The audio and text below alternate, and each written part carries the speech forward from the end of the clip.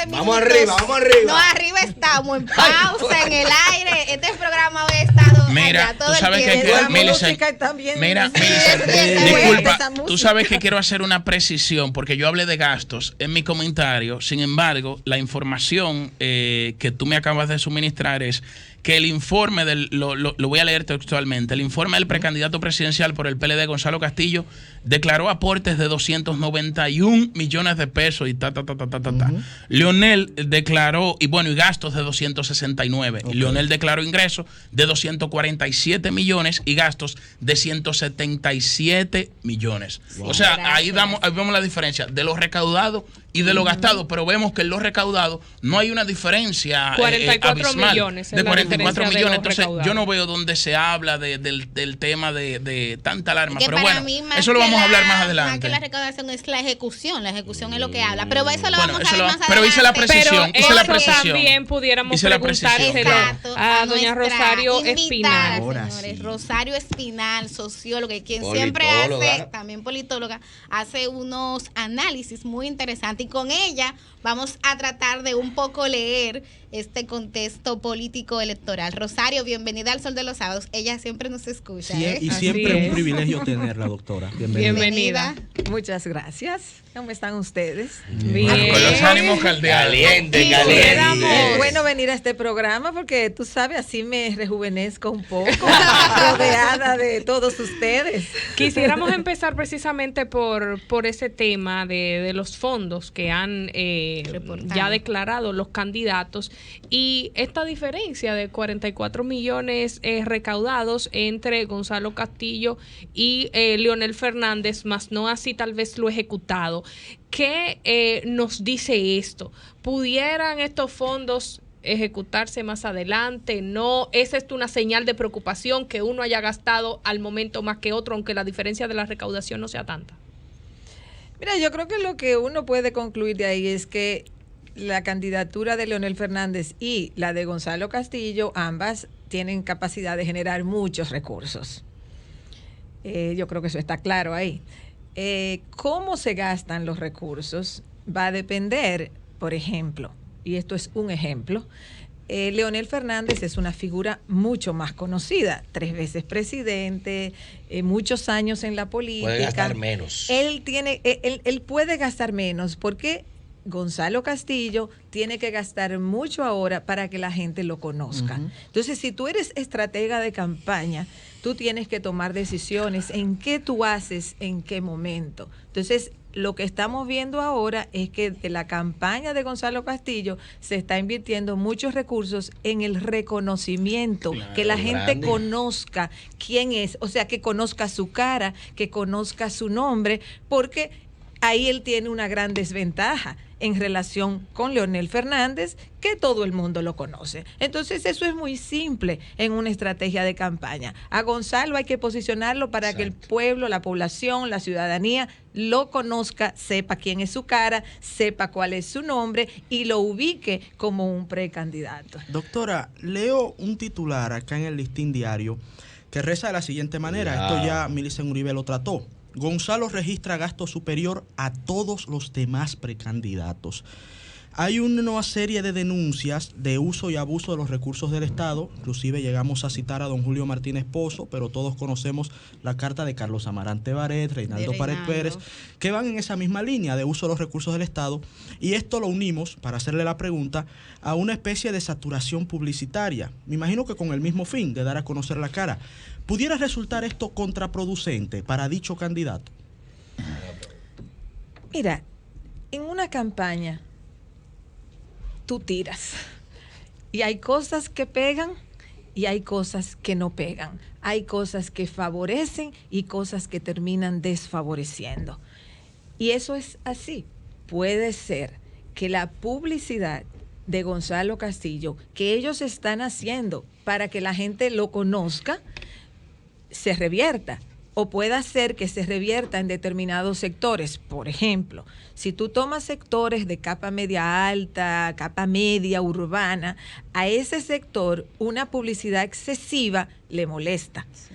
Pero si tú estás pensando en una población más abajo en términos socioeconómicos, a donde tú estás tratando de posicionar una cara, gente que no está pensando en esto 24/7, sino que son ciudadanos de a pie, como dicen, en el país, entonces para esa gente tú estás desarrollando una campaña de que le conozcan la cara, porque tú estás tratando de que conozcan ese candidato. Entonces, en estrategias de campaña, tú tiras y unas cosas pegan y unas cosas no pegan. Entonces, ese es un riesgo que ellos se toman. Doctora, usted hablaba de estrategias de campaña. Y a mí me gustaría, usted que ha vivido muchos procesos electorales y estudia los procesos electorales de aquí de la región, que me hable sobre la narrativa de ambos candidatos. Yo le he prestado mucha atención a la narrativa de ambos candidatos. Uno tiene un lenguaje de guerra. Se pone un guante de boxeo, habla de bombardeos, habla de que va a derrotar a la soberbia, el poder, el dinero. Otros se centran más, bueno, están cogidos carajo, una expresión incluso hasta violenta. Otros se centran más en propuestas, en nuevas ideas, en obras de gobierno. Entonces, bueno, pero ya eso es algo simbólico, eso no es algo violento. Pero como que no sabía. Entonces, doctor, o sea, como que me haga una comparación de eso. O no sé si yo estoy equivocado o usted lo puede percibir así. O sea, me gustaría que me lo desglose, qué significa ambas narrativas. Antes de eso, porque en mi comentario anterior creo que me faltó una parte de la pregunta tuya. Y es lo que se puede acuñar, que Danilo acuñó como me venció el Estado. Miren, aquí la constante de quien pierde es no reconocer el triunfo. Esa es una constante aquí. Yo perdí mi tiempo con mi comentario llamando a reconocer triunfo. Otra constante aquí, lamentable, es como dicen, el uso y abuso de los recursos públicos. Todo el que ha pasado por el gobierno lo hace. Lo dijo el actual presidente en su momento. ¿Es eso justificable? No. Eso no es justificable. Eso no es justificable. Ahora, se ha dedicado aquí la clase política. Se ha dedicado aquí la clase política, todos incluidos, Leonel, Danilo, Hipólito, PRD, PS Reformista, PLD. ¿Se han dedicado ellos a poner realmente controles? No mucho.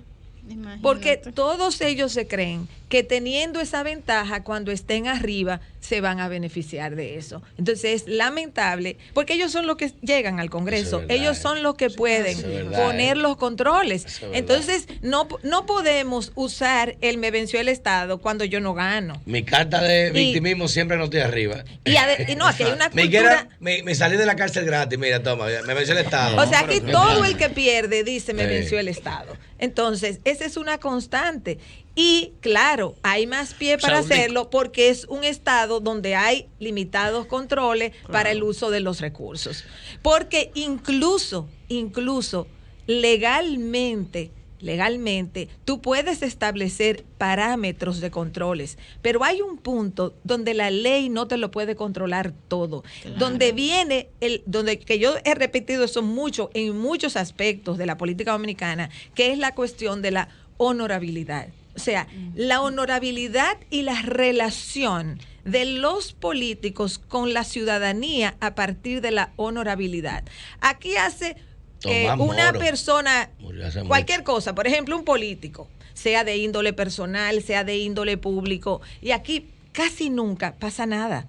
O sea, casi nunca, quizás a veces si el escándalo es muy grande, quizás hay una cancelación, pero no pasa mucho más de ahí. Un traslado. Entonces, realmente, mientras aquí no se fortalezca la relación vía la honorabilidad, aquí no va a haber mejor sistema judicial. No es que si lo elige el Consejo de la Magistratura, o lo eligen los senadores, a los jueces, o lo elige un consejo de la no sé cuánto. No importa quién lo elija. Es que tiene que haber una relación de honorabilidad entre los funcionarios públicos y la sociedad. Que los funcionarios públicos sepan que están sujetos a un juicio de la sociedad y que la sociedad, esa ciudadanía, se sienta empoderada para sacar del poder a los que no cumplan con eso o para no votar con quienes no cumplan con eso. Eso falta aquí. Y lamentablemente las leyes son buenas, pero llegan hasta un punto. Hay un punto donde ya las leyes no te controlan las cosas. Entonces, yo quería resaltar eso. Y si hay una persona que acuñó el me venció el Estado, fue Danilo Medina en el 2007, cuando Leonel tenía todos los recursos. Entonces, aquí hay una cultura política de la victimización, de que me venció el Estado, y no viene del PLD.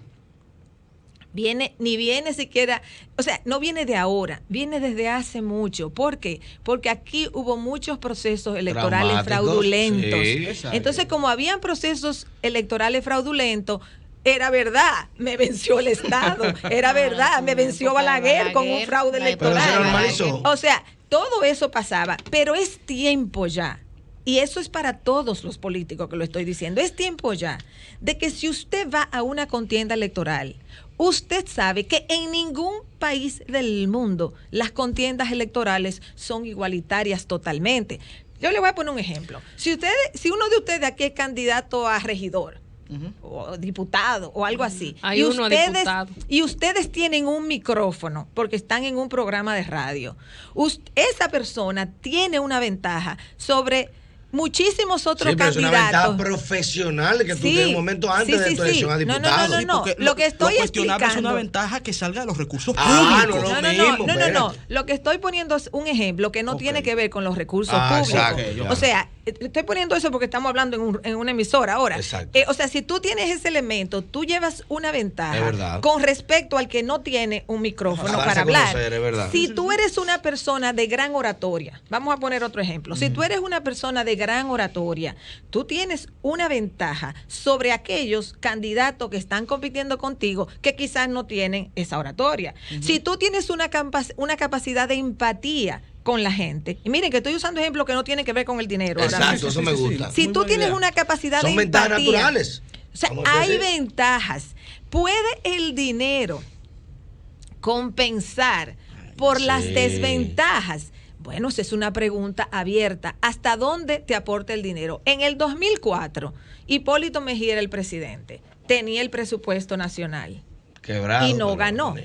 ¿Por qué? Porque había una crisis económica. Entonces, en un momento de crisis económica, aunque tú controles el presupuesto, la gente no quería una reelección porque la gente estaba sufriendo los efectos de una inflación y de una devaluación de la moneda. Entonces ya eso te va limitando tus posibilidades, aún tú seas presidente y quieras repostularse. Entonces, la política y los procesos electorales tienen múltiples dimensiones y hay que estar viendo esas múltiples dimensiones. Bueno, Rosario. Ahora hablaba de la narrativa, sí, de la narrativa. Porque yo quise completar. Muchas gracias por eso. Voy yo atrás, sí. Claro. Julio y después Pedro.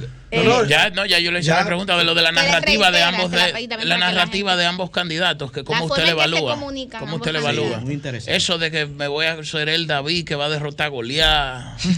Mira, las narrativas en este caso, de Leonel Fernández y de Gonzalo, que supongo es la que me está preguntando sobre esos dos, la narrativa yo creo que es muy clara. Y uno lo ve en los anuncios de campaña, o sea, y en las declaraciones que dan las personas que hablan a favor de ellos.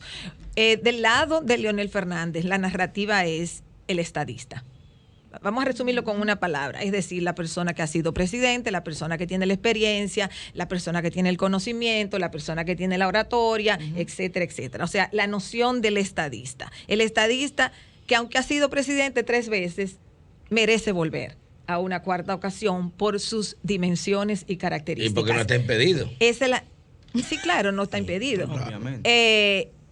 Entonces, esa es la narrativa de cómo se construye la campaña del lado de Leonel.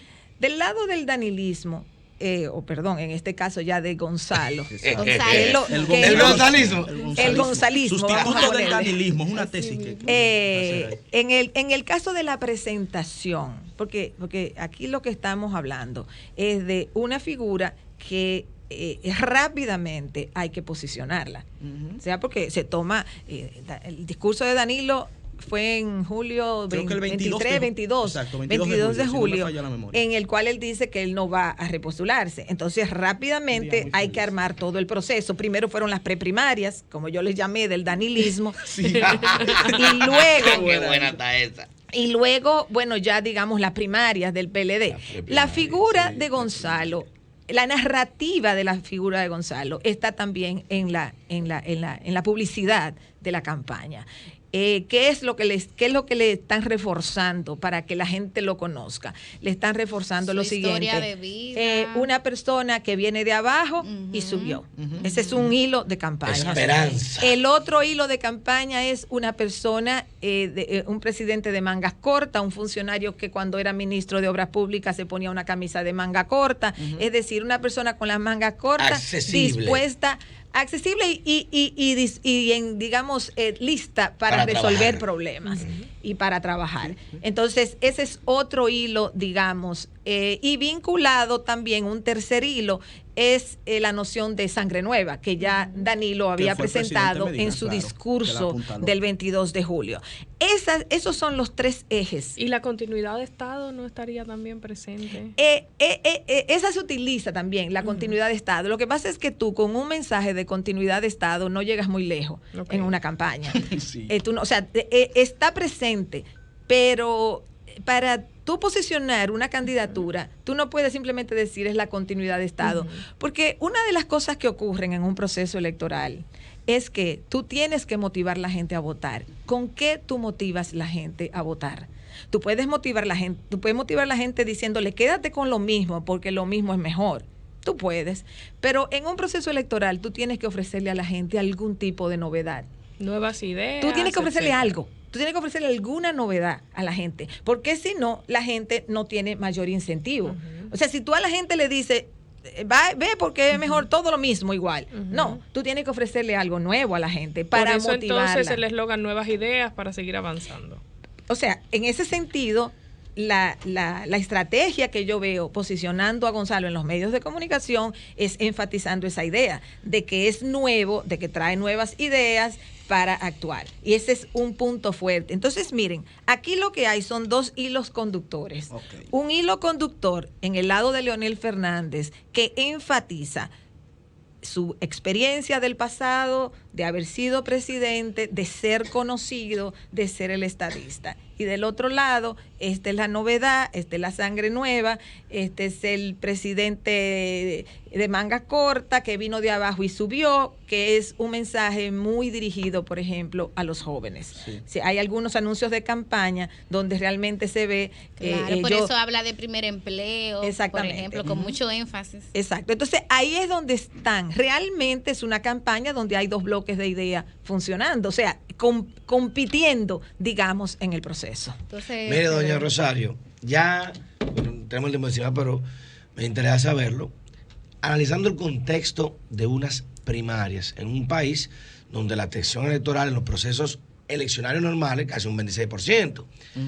Unas primarias donde, primero, no tenemos esa tradición de ir a acudir a procesos internos de partidos, sumado a esa abstención, ¿podría Gonzalo Castillo y la capacidad de movilización traducida en logística del billete, como yo le llamo, la logística del dinero, de mover gente ese día? Porque yo me voy para la playa ese día. Yo tengo amigos, nos vamos de fin de semana. Claro, que la mayoría de la gente no va a votar en esas elecciones, votan los partidos. En ese escenario, los miembros de los partidos, como usted mencionó, un candidato improvisado ganarle a un 3 veces presidente. Esa es una pregunta que sabremos la respuesta. Dígame si puede. Ahora, la pregunta sería, ¿quién tiene más posibilidad de ganar? Es que es igual. Mira, yo te voy a decir una cosa. ¿O quién tiene más capacidad de llevar gente? Aquí no se vota en primaria, no tiene ese concepto, mira, Rosario. En ningún país del mundo, en ningún país del mundo, muchísima gente va a votar en unas primarias. Exacto. Ni siquiera en Estados Unidos, que es uno de los países con los sistemas de primaria más conocidos y establecidos del mundo. O sea, muchísima gente no va a votar en primarias. Este es un país donde a la gente le encanta votar. Aquí el nivel de participación electoral es alto, sí, altísimo. Porque si a ese por ciento que tú mencionaste, que es 30, vamos a decir, aquí sí, vota el 26. 70, aquí vota el 70. Un 70%. Pero si al 30 que no vota, tú le quitas que hay mucha gente que no votó, no porque no quería votar, sino porque está registrado en Santo Domingo, pero vive en Nueva York, verdad, o vive en España y no está registrado. Hay un 15. Y súmale los que viven en la capital, pero están registrados en Dajabón, y ese día, por cualquier cualquier motivo no fueron a Dajabón a votar. Realmente, cuando tú a ese 30 le quitas la gente que no vota por lo que yo llamo los migrantes que no podían ir a votar, aunque hubiesen querido votar, realmente aquí el nivel de participación electoral es altísimo, altísimo. Entonces, no hemos tenido este tipo de primarias anteriormente, no hemos tenido nunca primarias abiertas. Nunca. Entonces, esto es algo que vamos a tener por primera vez. Yo veo la gente opinando y diciendo, este es el que va a ganar y este es el que va a ganar. Y realmente yo creo que aquí hay variables nuevas que hacen difícil pronosticar en este momento quién va a ganar. Yo les puedo decir variables. Pero posibilidades. Yo les puedo decir variables que benefician a uno y que benefician a otro. Pero decir dos variables, doy dos para ser equilibrado. Vamos a la variable. Doy dos. Dígame dos que perjudican a Leonel y dos que benefician a Gonzalo. No, perdón. Mentira. Es broma. Adelante, doctor. Pero yo quisiera que Rosario en 30 segundos por lo menos, nos hable también de las primarias del PRM, porque el PRM no tiene primarias. Nadie tiene eso, déjalo. Mándale esa pregunta por correo. Mándale esa pregunta por correo. Orlando no vino. Mándale esa pregunta por correo. Exacto. Variables. Les digo las a favor o las en contra. Ambas. Para ser equilibrado. No, para ser equilibrado. Dos a favor y dos en contra de cada uno, para ser equilibrado. Sí, buen punto. Vamos a comenzar aquí. Leonel Fernández, ¿cuáles son las variables a favor? 2 a favor y 2 en contra. Ok. Leonel Fernández tiene a favor, número 1, el reconocimiento de su cara, de quién es él, de su figura. O sea, en una campaña electoral, indiscutiblemente, si la gente te conoce, pues ya tú llevas ventaja ahí. Entonces, el hecho de que él lo conoce todo el mundo en el país, le beneficia. Eso es lo primero. Eso es lo primero, indiscutiblemente. Segundo factor que a Leonel Fernández le favorece también mucho es el hecho de que él fue presidente 3 veces, él construyó una estructura de poder indiscutiblemente durante su presidencia y aunque él va ahora a una contienda con un partido donde la mayoría no está a favor de él, de todas maneras, él tiene una estructura propia política que se va a desplegar en el proceso de campaña. Yo diría, hay más, pero bueno, esas dos. Ahora en contra. En contra, ¿cuáles serían factores en contra de la candidatura de Leonel? Bueno, un factor en contra es que así como el que la gente lo conoce ayuda, también hay un segmento de la población que tiene una evaluación negativa de él. O sea, ahí hay un segmento de la población, por ejemplo, que dice en encuestas que no votaría por él. Entonces, la famosa tasa de rechazo. Son dos cosas. La tasa de rechazo a veces se te mide en términos de favorabilidad. Sí. Y hay otra forma de hacer la pregunta. Intención que es, ¿usted votaría? Exacto, dígame si usted nunca votaría por fulano. Entonces, ahí él tiene unos números duros de rechazo que él tiene que vencer. Por motivo de tiempo, doctora Gonzalo. Porque entonces, Gonzalo, ¿cuál es el lado de Gonzalo? Gonzalo tiene favorable que es la candidatura novedosa dentro del PLD. Lo nuevo. Un partido longevo en el poder que repetir con una candidatura, digamos, ya vieja en sentido de que se conoce, de que ha sido presidente 3 veces. Una candidatura novedosa le conviene a un partido longevo en el poder. El PLD iría a un 6º periodo, pero a un 5º periodo consecutivo en este proceso electoral. Entonces, a un partido así le favorece, y a una candidatura nueva le favorece a ese partido. Ese es un fuerte que tiene Gonzalo Castillo. ¿Cuál es su negativo principal? Su negativo principal es que la parte del reconocimiento, quién es él, que en eso que están luchando sus estrategas de campaña, y el hecho de que, a diferencia de Leonel y de Danilo, que son políticos que se formaron en la política, él es un empresario que entra a la política. Eso no necesariamente es negativo. En América Latina hay muchos casos de empresarios que entran a la política, pero no es lo mismo, porque él no es una persona que se formó en el estudio de la política, como son los casos de Leonel y de Danilo. Bueno, gracias, doña Rosario. Muchas gracias. Muy interesante, muy equilibrado. Gracias. Muy excelente. Nos faltó tiempo, debimos comenzar con esa pregunta. Viste la pregunta que moviste. Cambio y fuera. El sol de los sábados.